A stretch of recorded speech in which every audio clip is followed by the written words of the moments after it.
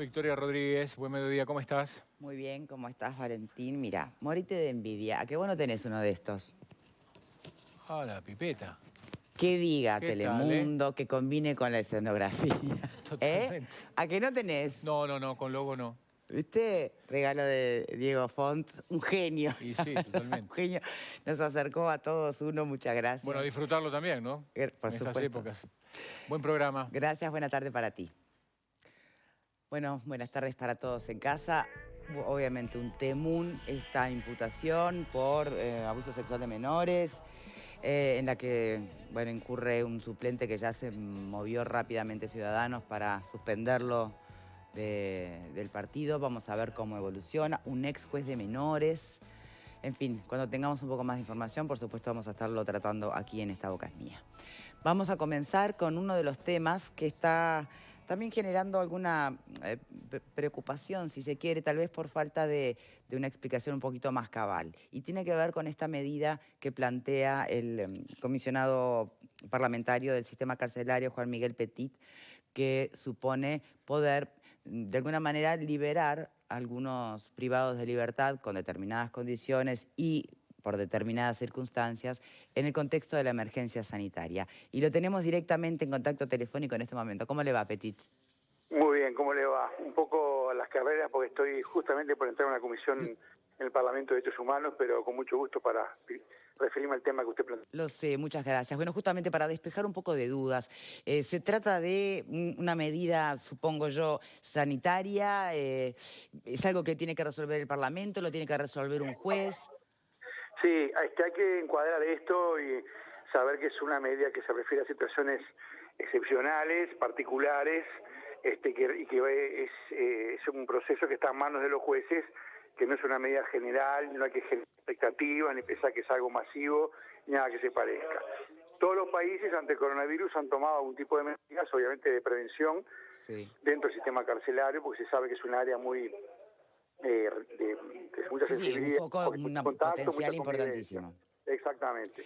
Entonces, lo que es una práctica que se está dando en todas partes del mundo es buscar a aquellas personas que tienen problemas de salud importantes, edad avanzada, y tienen causas de delitos leves o les queda muy poca pena, están prácticamente en el tramo final de su condena, pero sobre todo que son de delitos de poca entidad. Pregunto porque cuando se habla de personas de mucha edad, enseguida aparecen quienes imaginan que pueden quedar en prisión domiciliaria, no sé, torturadores, No, delitos de lesa humanidad. lo que pasa es que, a ver, en esto, digamos, yo no puedo ser taxativo. Nosotros lo único que hicimos fue elaborar un informe y una Sí. recomendación al sistema de justicia. La enviamos al Poder Judicial para que derivara a los defensores y circulara, y también lo enviamos a la Fiscalía y a los jueces es recomendando el estudio de la prisión domiciliaria en aquellos casos donde se juegan esas tres variables que habrá que ver en cada caso. La prisión domiciliaria es un incidente que se tramita normalmente, habitualmente, en todos los procesos penales, y todos los meses, todas las semanas en el país se decretan prisiones domiciliarias de distintas situaciones de personas que tienen, sobre todo, problemas de salud que hacen viable su permanencia en la cárcel, o personas que están muy graves o que tienen Sí. una afectación determinada, ¿no? Entonces, en este caso hay un plus, y que nosotros planteamos es una recomendación, no hay una ley que lo establezca, no es una obligación, no es un ¿Requeriría una mandato. ley? No. Esto simplemente es una recomendación que nosotros elevamos a los distintos actores del sistema de justicia. Nos pusimos a la orden de la defensa pública, estamos trabajando con la defensa pública y también con los servicios de sanidad penitenciaria, tanto sanidad policial como sanidad de ACE, para aquellos casos de personas, de nuevo, que tengan una vulnerabilidad en su salud, en su condición, por ejemplo. ¿Pero qué se prioriza? ¿Qué se va a priorizar en los criterios? ¿El delito que hayan cometido o la vulnerabilidad de la salud? A ver, eso no está en las manos ni mías, ni del Instituto Nacional de Rehabilitación, ni de la Salud. Y es una decisión caso a caso que lo toma el juez en situaciones particulares. El juez tendrá que valorar si el defensor de la persona lo presenta, si se señala la vulnerabilidad, si se explica la vulnerabilidad, la causa judicial lo amerita, y existe además un lugar, un domicilio, un lugar donde esa persona pudiera vivir, el juez lo valorará. Es un trámite que se hace habitualmente en muchos casos. En este momento hay casos que se han presentado más que en otras oportunidades justamente por la vulnerabilidad que tiene el coronavirus. Hay unos 150 casos planteados, pero que llevan su tiempo. el juez lo recibe, pide información médica, lo pasa al técnico forense, lo estudia, en fin, es un proceso que yo creo que no hay que pensar que esto es una, no sé, una agitación, una liberación masiva, una puerta... Porque en Argentina una medida similar generó mucha protesta, ¿no? Yo diría que no fue Cacerolazo similar, fue diferente. Ha habido de todo en todos los países del mundo, ha habido desde leyes especiales, ha habido indultos, ha habido liberaciones, ha habido de todo. No es el caso de Uruguay, por distintos motivos que es largo explicar ahora, pero por el funcionamiento de nuestro sistema de justicia, es un sistema mucho más, no sé, diría estandarizado, está para más este análisis, ¿no?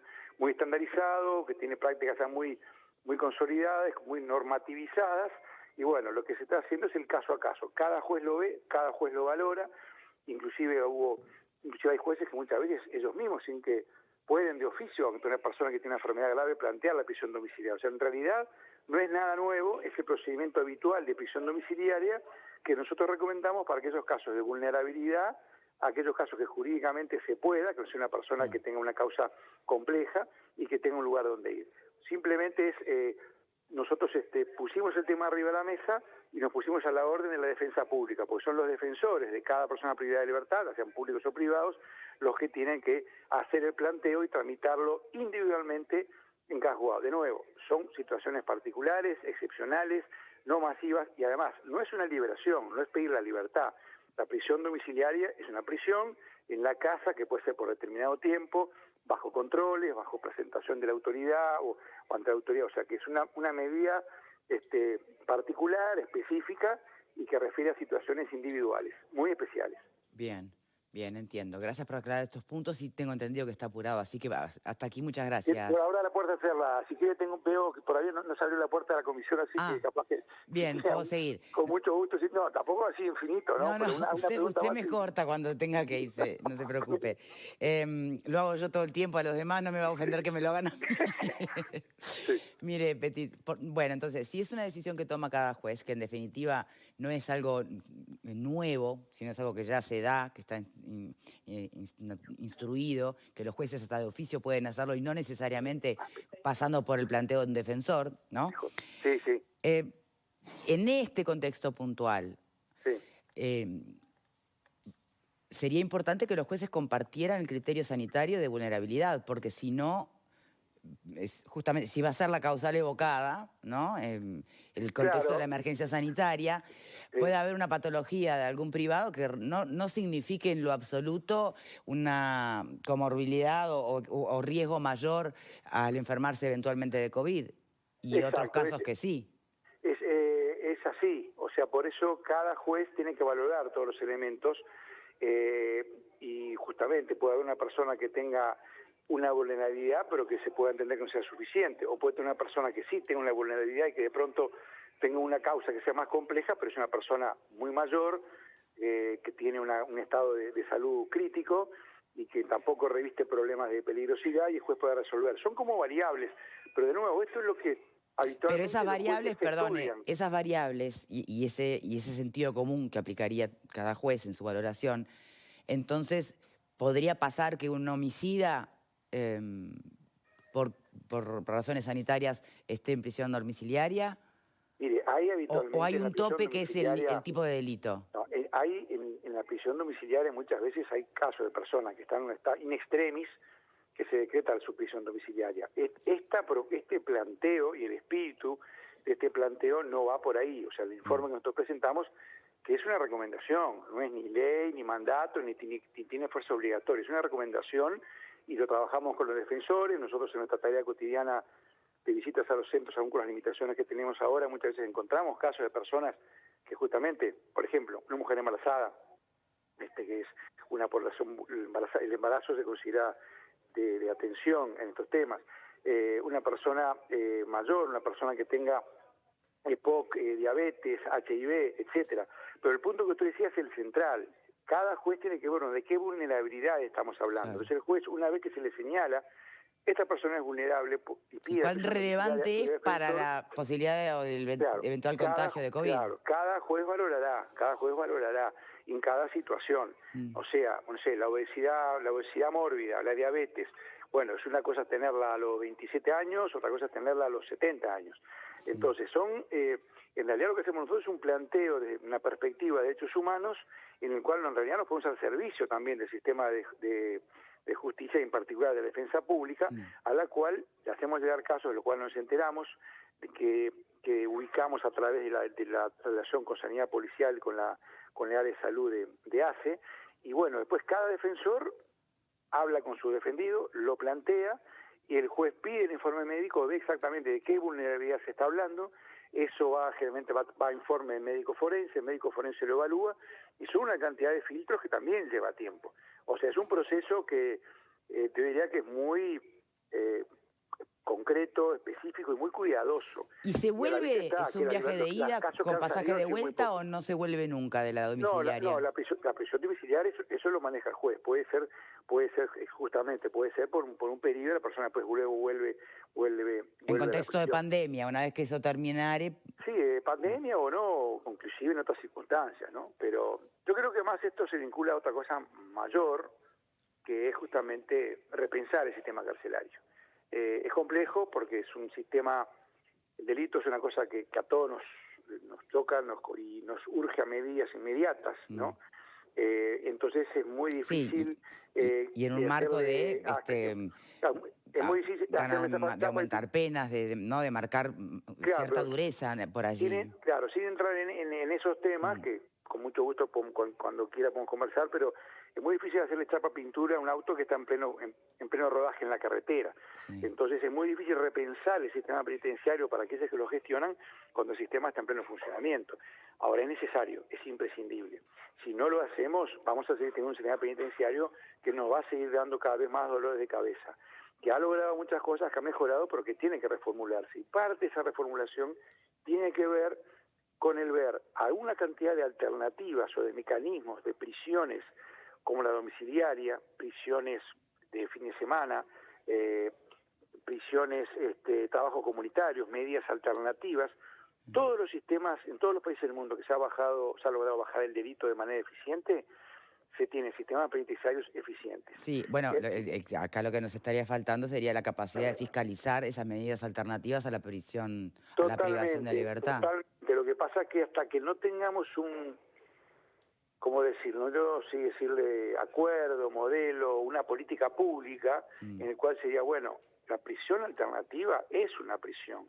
La persona que está obligada a ir 3 veces por semana o todas las mañanas a un centro para tener un curso, para hacerse un tratamiento de sus adicciones, etcétera, etcétera, es una limitación a la libertad muy importante, porque esa falta o ese delito como hecho esa persona que no amerita ir a la cárcel es una señal de transgresión que tiene que ser trabajada, tiene que ser tratada, sí, es emergente. Pero hay que asegurarse que lo haga, y eso es lo que ha venido fallando. Exactamente, ¿no? Exactamente. Hoy tenemos una cantidad de personas con medidas alternativas que ha crecido muchísimo, y que nos están diciendo, bueno, este sistema requiere una política de asistencia, de control, de apoyo, y yo creo que necesitamos algo así como, no sé, yo me imagino en sueños una especie de libro blanco de modelo penitenciario que se puede acordar, y creo que el Parlamento es el espacio natural para eso.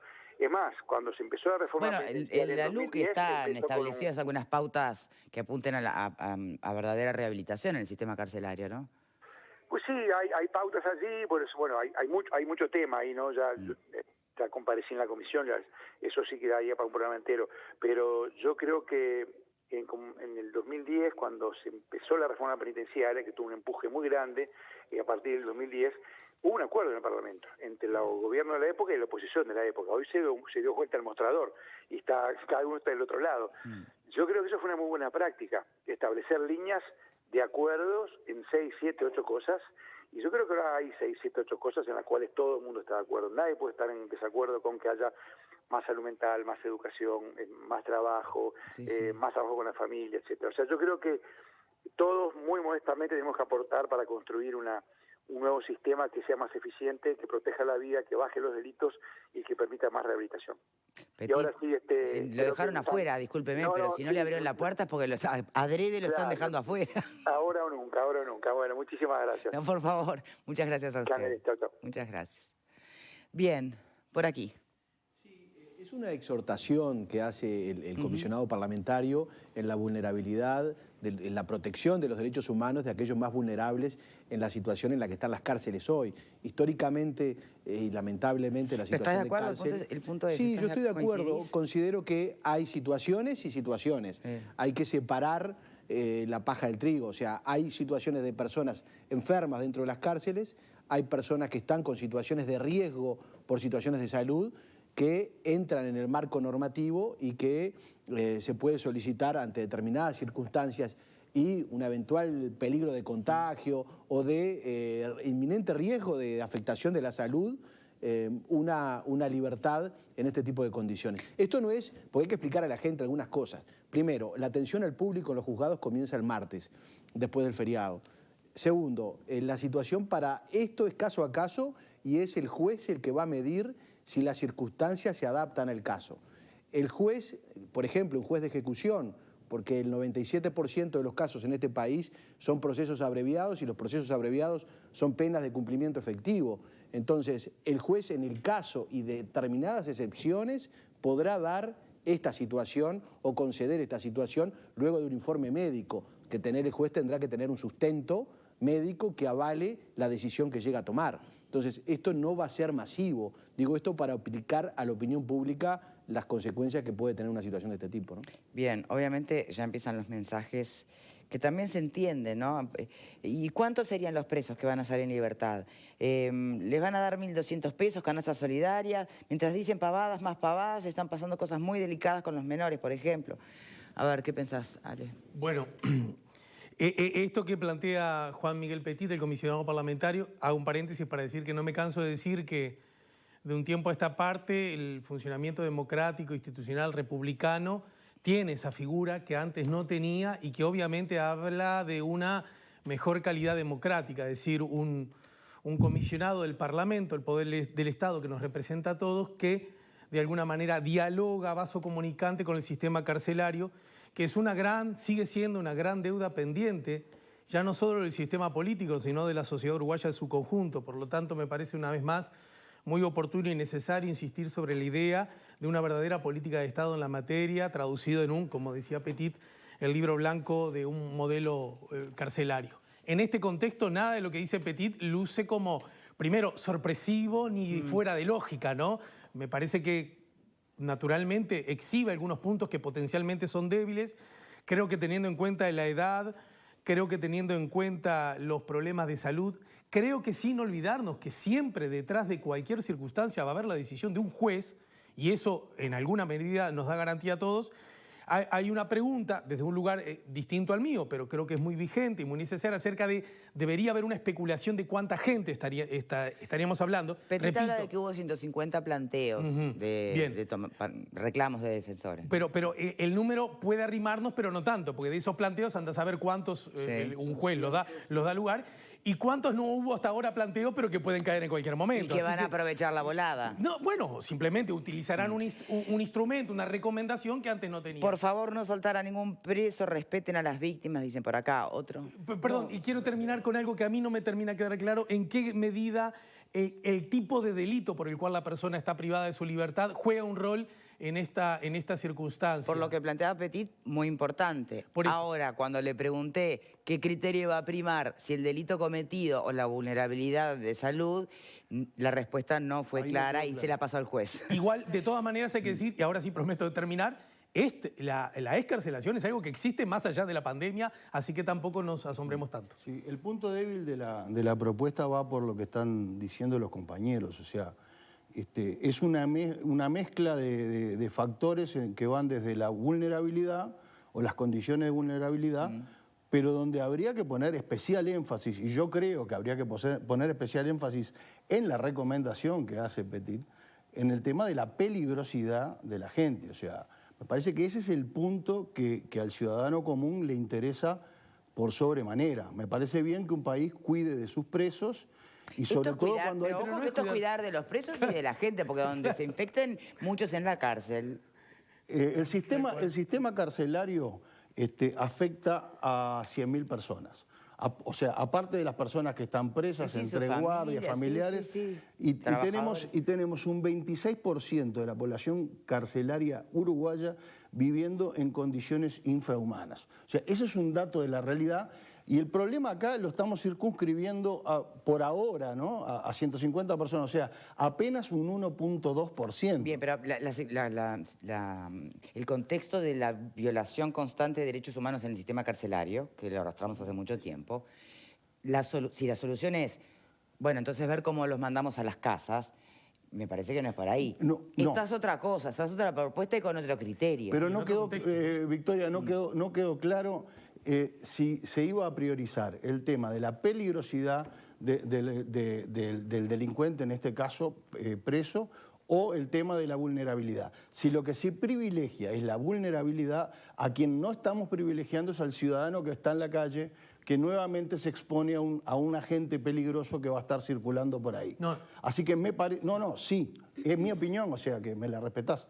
No, Sí. Juan, O sea, tranquilo.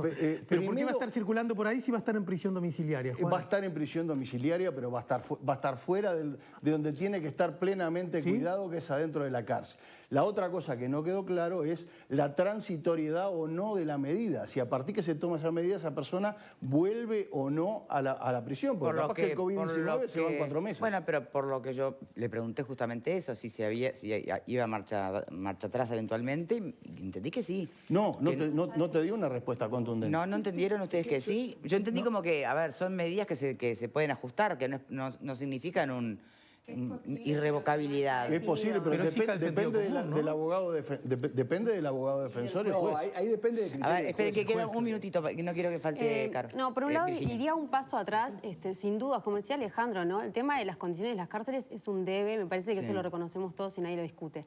En esas condiciones, por supuesto, que la pandemia, si llega a las cárceles, sabemos también que es las condiciones que tiene de higiene, hacinamiento y demás en algunos centros penitenciarios generan un potencial foco de contagio muy grande y de propagación del virus, como decías tú, más allá de las cárceles. Iría un paso atrás también, ¿por qué? Porque por muchos lugares se está planteando, bueno, pero la medida no puede ser sustituir la prisión en las cárceles por prisión domiciliaria. Hay que sin dudas atacar la prevención en las cárceles y por ese lado no es necesariamente lo de la prisión domiciliaria. ¿Por qué? Porque eso es para el caso de que llegue el coronavirus a las cárceles. Que cómo llega por el contacto con el exterior, que pueden ser, bueno, las visitas, los funcionarios. Entonces, lo primero es, bueno, ¿cuáles son las medidas que se están tomando para cuidar que no llegue el coronavirus a las cárceles? Mirá que sobre eso ya hicimos un programa, ¿se acuerdan? Donde se explicaba que había todo un protocolo desarrollado ya. Claro, bueno, por un lado, y creo que el foco, sin dudas, y creo que en eso no debe haber polémica, ni debate, ni dos opiniones. Me parece que eso es fundamental porque además tiene que ver con lo que decías tú, que en realidad si el coronavirus llega a las cárceles es un potencial problema para todos porque es un foco de contagio y de propagación muy importante. De saturación del sistema de salud. Del sistema de salud, de ahí también a los médicos que los atiendan y de ahí a toda la sociedad, ¿no? Así que eso es algo que tenemos que atender todos, nos guste o no. Ahora, con respecto a esta propuesta puntual, me parece que está muy fundada, eso no hay dudas, porque si uno lee las recomendaciones, surge todo el respaldo de un montón de organismos internacionales que están atrás de esto y en esta misma línea.